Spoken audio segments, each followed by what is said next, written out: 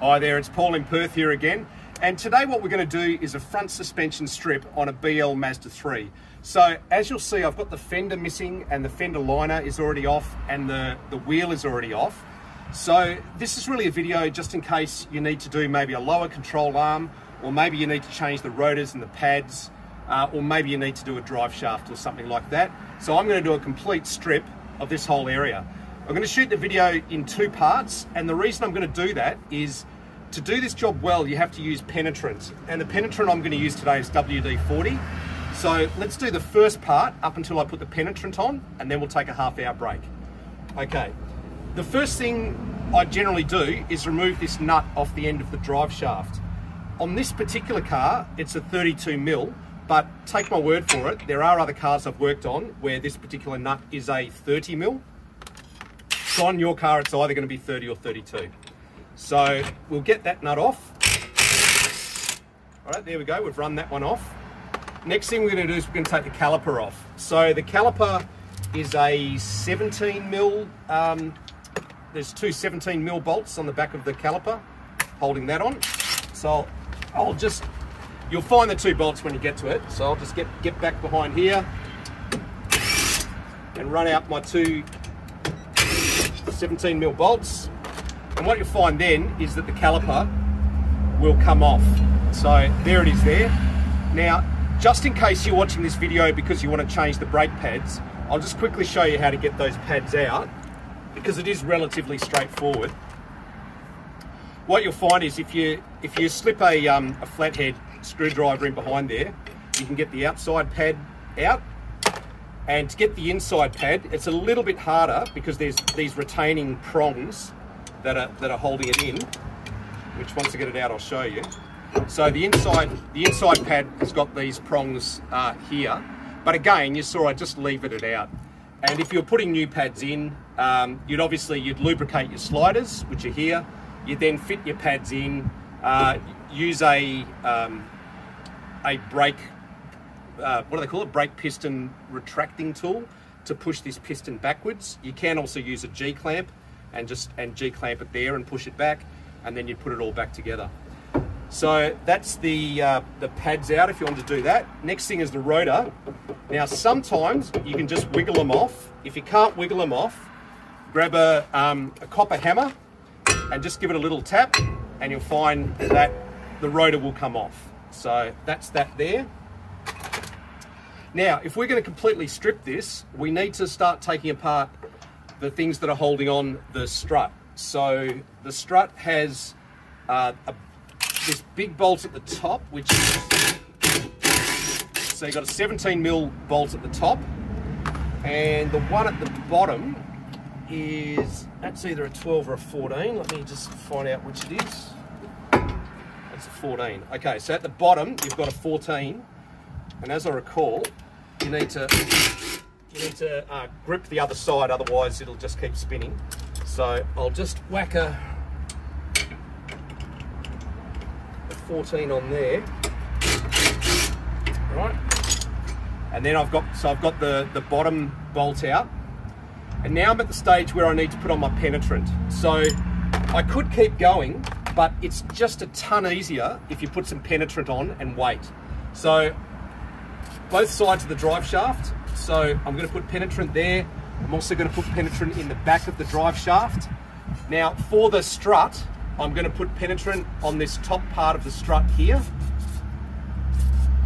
and on the bottom post, or the top of the bottom ball joint, I'm going to put penetrant on that as well. So right now what I'm going to do is I'm going to wait half an hour. So when you come back, it's going to be half an hour from now. I'll see you then. Okay, hi there. So it's half an hour later and the penetrant has done its thing. And the reason I know it's done its thing is this test, and I need you to do this test, and I don't want you to keep going until this is true. What you're going to need is some kind of lever bar, and if you just bring the camera in, what I need you to see is this lower bolt there. Can you see how I actually can lever those apart now? Okay, that means that lower ball joint is moving in that joint. and that's the fact that I was able to do that so easily shows that the penetrant has done its thing. So if I bang that back up, okay, you need to be able to do that on your car before you go any further. You won't be able to get the strut off unless you can get that movement there. You don't want to completely pull it off, but you do need to have that movement. Okay, so let's keep going on the strip. The next thing I want to do is remove this guard, because it's basically it gets in the way. So there's only 3 10mm bolts holding it on, so we'll just quickly get those off. Right, so there's that guard off. This is the ABS sensor, so you just press the button. This one's full of dirt and crap, so there you go. So that's your ABS sensor off.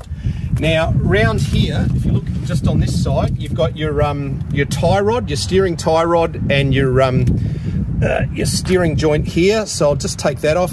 In retrospect, actually, I should have put penetrant on that too. I should have, half an hour ago, I should have done that. But anyway, I didn't.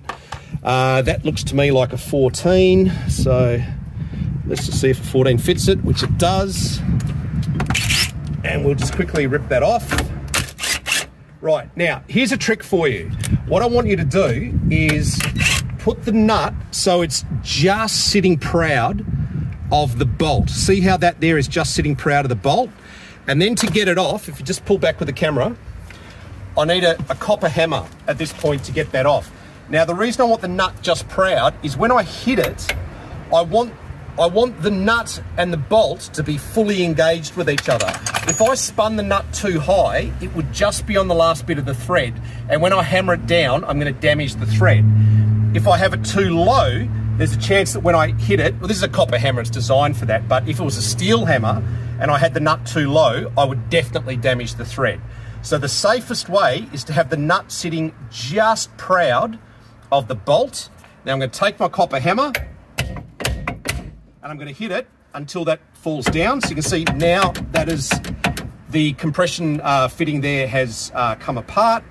I can then take the nut all of the way off, and that shows me, by the way, the fact that I can take the nut off is telling me that the thread isn't damaged. So I know at that point that this here is reusable, okay? I haven't damaged it, and I can put the nut back on. All right, so now I've got my steering off, and now we can start looking at splitting off this part here. So we're looking to split off the knuckle from the strut. So hopefully that penetrant has done its thing. And what you're hopefully going to see is that this separates. So I'm going to take my copper hammer again, and I'm going to be smacking here and here in a downward motion, right? And see how that line is starting to open up. That tells me the penetrant has done its thing. See how that line is opening up? I definitely am getting it to drop down.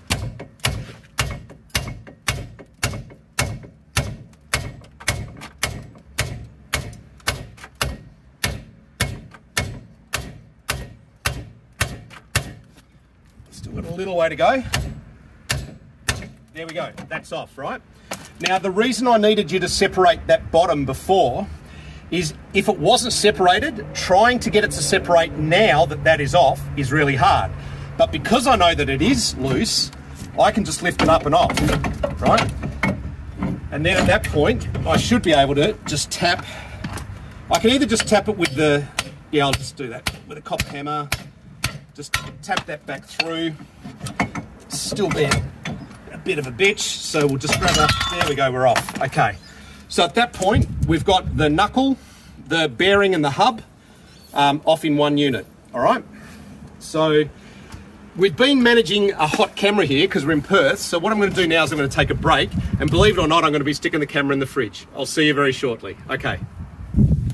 Hi guys, okay, we're back now. And the next thing we're going to do, we're going to remove this strut, and then we're going to remove this drive shaft. So to remove the strut, you'll notice at the moment the caliper is held onto the strut through this little clip here.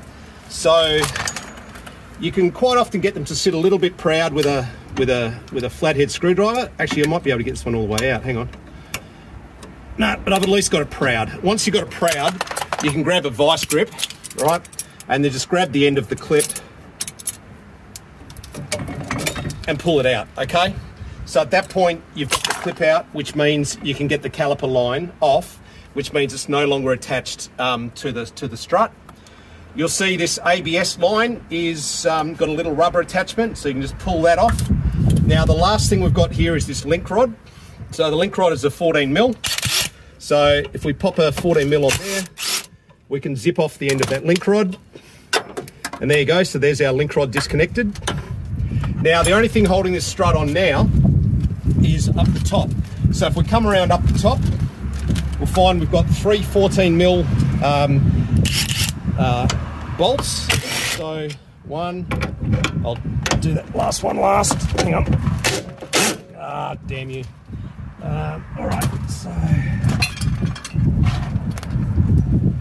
All right, just because of the shape of it, I'm going to have to go in a different way. So I'll grab a breaker bar, grab a 14mm, and hopefully I'll be able to just get that cracked, and then after I've got it cracked, I'll be able to, there you go, so that's cracked nicely. So that's cracked, and then I can just grab a 14mm ratchet, and I should be able to get it the rest of the way off. So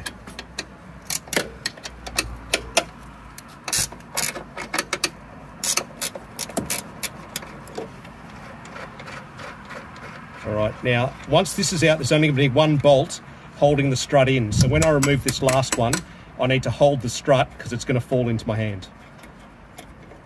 Okay, so that one's out.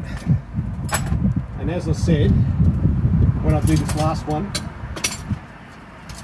so what I'm going to be doing with my left hand is I'm grabbing the strut underneath, because once this comes out, it's going to fall away, okay? So I'm grabbing it underneath. You can see I'm wiggling it there. There we go. So there's my strut. So we've got that out, and you can see there's that end there that we use the copper hammer to bang it off. So that's the strut out. Now, probably the next thing we want to remove is this drive shaft. On the right-hand side, the drive shaft has got a carrier bearing that sits halfway up, and there's two 14mm bolts that hold it on. So what my camera goddess can do at this point, if my camera goddess comes and shoots straight down there, you'll see that there's a bolt. Where are we going? There's a bolt here. It's actually hidden. If I put this on, I can probably give you an idea of where it is. There's a bolt there, right? I've partially undone it before the video started just to make the video a bit more fun, but you can see there's a 14mm there, and I'll jump underneath the car. There's another 14mm there, and then at that point, that carrier bearing is going to be disconnected, and I'm going to be able to pull this whole drive shaft out of the side of the transmission. So if you want to pull back to a long shot, so you pull back to it, you come back here. All right, I'm going to go underneath. I'm going to go and get that last 14mm. So it's exactly the same as that other one we looked at. It's just it's in the lower position. That's all. That's the only difference.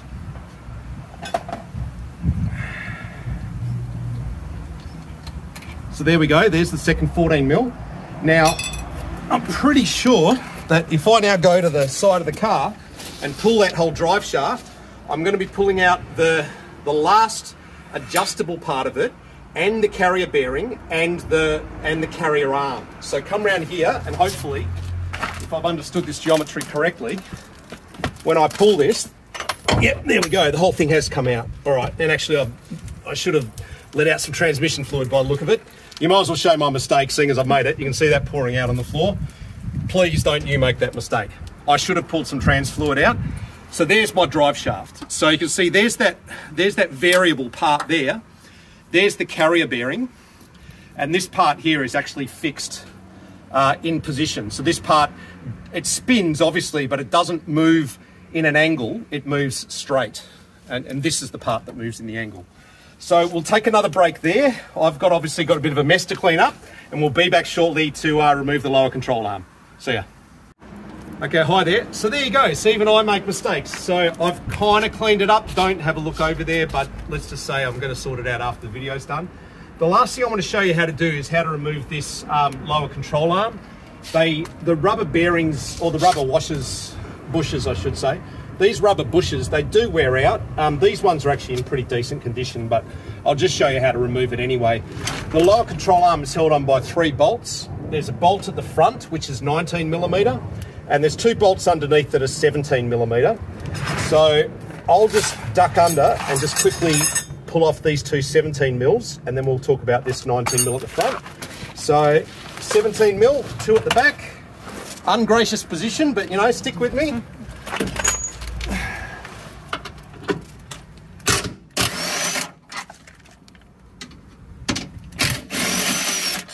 Okay, so the back end, this back end now is disconnected. So there's the 2 17mm bolts there. Now I've just got this 19mm at the front. Now this is one of the differences between doing it on the right-hand side of the vehicle and on the left-hand side. On the right-hand side, which is where we are here, I can't actually fit the an impact wrench in there because the aircon compressor is in the way. So I'm having to use a spanner, and you might notice I've already loosened it off before we started the video. That's just because I didn't want to bore you with, you know, getting out a breaker bar. So on the left-hand side, you would be able to just stick in an impact wrench and go for it, because instead of an engine, you've got a transmission on the other side. The other difference between left and right is that you would have noticed I got the drive shaft out quite easily on this side, and that's because of that whole carrier bearing setup, which means that when it got to the transmission, it went straight in. The one on the transmission side doesn't have that carrier bearing. It is just the adjustable drive shaft. Getting it out on the other side is actually super difficult. I have found that to get enough leverage on it at the transmission end, I've had to do things like actually pull off the transmission mounts and move the transmission either forwards, or I think it is forwards, to get enough leverage, to get enough room to have leverage to lever it out. If I'm actually removing the transmission, for example, I will actually leave the left-hand drive shaft in the transmission and remove the transmission and left-hand drive shaft out in one piece. It's just easier. The takeaway from that is right-hand drive shaft, easy, left-hand drive shaft, hard, okay? And when it comes to this front bolt, right-hand bolt, a little bit hard, left-hand bolt, easy. All right, but it's not impossible. So as you can see, I'm just using a ratchet spanner here. She's coming out nicely. It is quite a long bolt. You know, they are sort of, you know, generally about that long. And it has to be, because when you think about what it's doing, it's taking all that force, or all that weight of the car, but also all that force when you turn. It has to be able to translate that extra force from the tyre, or from the wheel to the chassis of the car. So it has to actually be quite a fairly intense bolt. And I'm now able to turn that by hand, so that's good. So I'll hopefully get this out relatively quickly. Like I said, it is a relatively long bolt, and it's definitely a thick bolt. There we go. So that's out, and please go. Okay, so that's the bolt we're talking about. So that's what's holding the front of the control arm in. And basically at that point, you can just wiggle the control arm out. So there's your control arm there, okay? Now, that's pretty much as far as I want to strip this. Obviously, if you're doing link rods, you would take off the bottom link rod nut. It's just 14mm. If you're smart enough to have made it this far, you're smart enough to get that off. So pretty much, that's all stripped out. If you did the same on the other side and you wanted to keep going on suspension, there is this cross member here. There's nothing really difficult about it. So you'd do the equivalent to what I've done on the other side. Then you'd get underneath, and this cross member is held on with a combination of 17, 19 and 21mm bolts. You'd pull those out. The steering rack then comes down with that, and away you go. All right. So I hope this has helped you. And if it has, I want you to click like and subscribe. I need more likes. I need more subscribes. And don't be afraid to comment that I've helped you, because I like hearing that. It makes me feel good. And when you comment, tell me what country you're from. I love traveling around the world, and I love hearing from other countries. So if you're from Poland or the Czech Republic or whatever, you tell me and I'll give you a big thumbs up. Okay? Thanks from Paul in Perth. See you later.